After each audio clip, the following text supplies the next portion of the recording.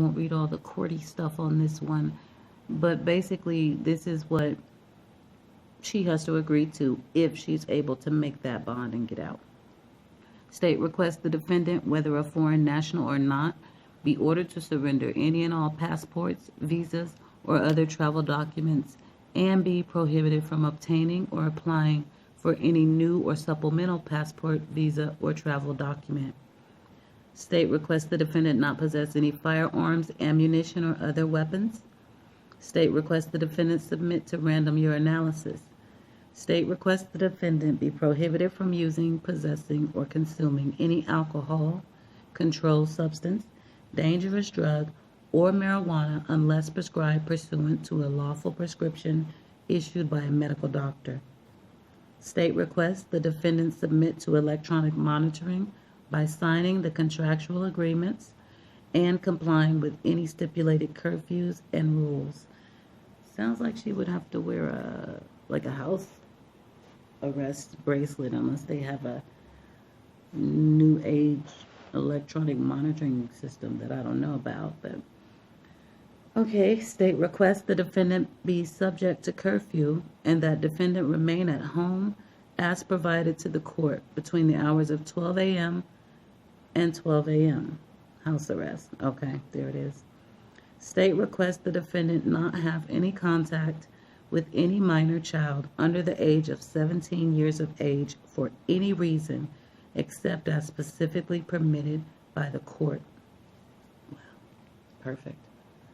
State requests the defendant not reside, go in, on, or within 1,000 feet of the premises where children commonly gather, including but not limited to schools, daycare facilities, except as specifically permitted by the court. The measurement of the distance between the residence of the defendant and the premises where children gather shall be measured using the shortest direct straight line from the property line of the defendant's residence to the property line of the premises where children commonly gather. State requests the defendant not supervise or participate in any activity or program that includes participants or recipients who are 17 years of age or younger for any reason, except as specifically permitted by the court. Wow. Okay. Interesting. Very interesting, actually. Now I see how everyone's can definitely be different. Okay, I don't want her to get out at all, but, and she's got to sign her copy. But I appreciate that these would be the rules. But she doesn't need to get out because she's a flight risk, like I said in my other video. When we looked at her other part of the criminal history, she doesn't show up for court. We know it for a fact. They know it for a fact. The state of Texas, by and through its assistant district attorney, requests this court enter a sufficient bail pursuant to Texas Code Criminal Prosecution and Arts 17.093-1715. Sufficient and non-oppressive bail is required to give proper consideration to the nature of the offense, protect the safety of the victim and community, and provide reasonable assurance that the defendant will return. The nature of the case reflects aggravating facts specific to the nature of the case. A capital murder investigation is pending related to this matter. Further, the defendant is currently on bond in the 180th District Court. They have the cause number for assault family member impeding breathing circulation against the hearing complainant's father. We just looked at that. So, it was definitely Dalton. They just said it. It was definitely the choking. And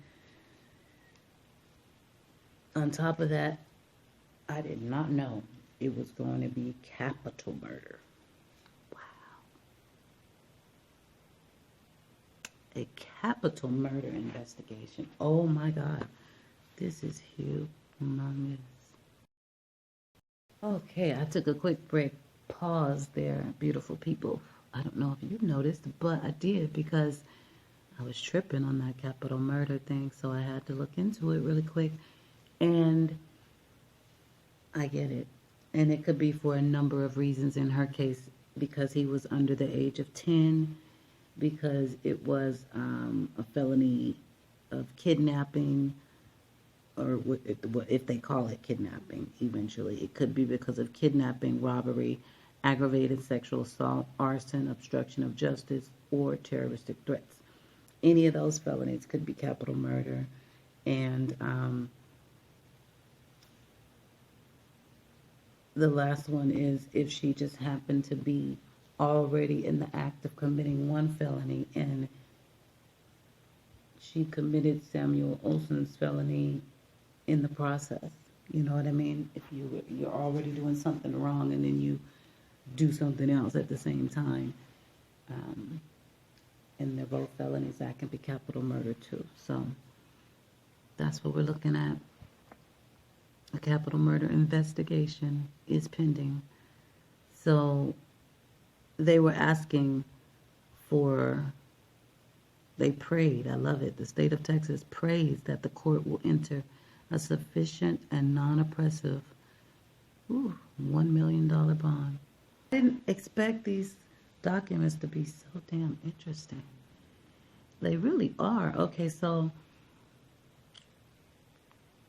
the difference between a bail and a bond.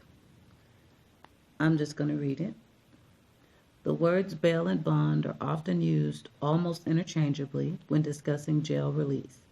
And while they are closely related to each other, they are not the same thing. Bail is the money a defendant must pay in order to get out of jail. A bond is posted on the defendant's behalf, usually by a bail bond company, to secure his or her release. Okay? It says that bail is not intended as a punishment in itself. It's rather a way of securing a defendant's agreement to abide by certain conditions and return to court. In that sense, bail is like collateral left with the court to ensure that after the defendant's release from jail, he or she will return for the remaining parts of the criminal case. If the defendant fails to appear or violates the conditions of the release, he or she might forfeit the amount paid. If the defendant posted a bond, the bail bond company forfeits the money as discussed below, which I'm not going to read.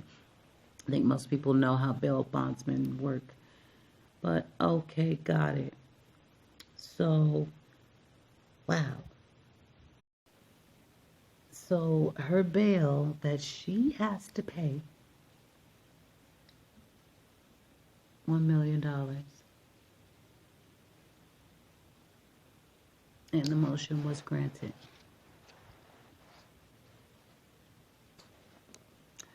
So now she needs a bail bondsman to pay $500,000 for her bond.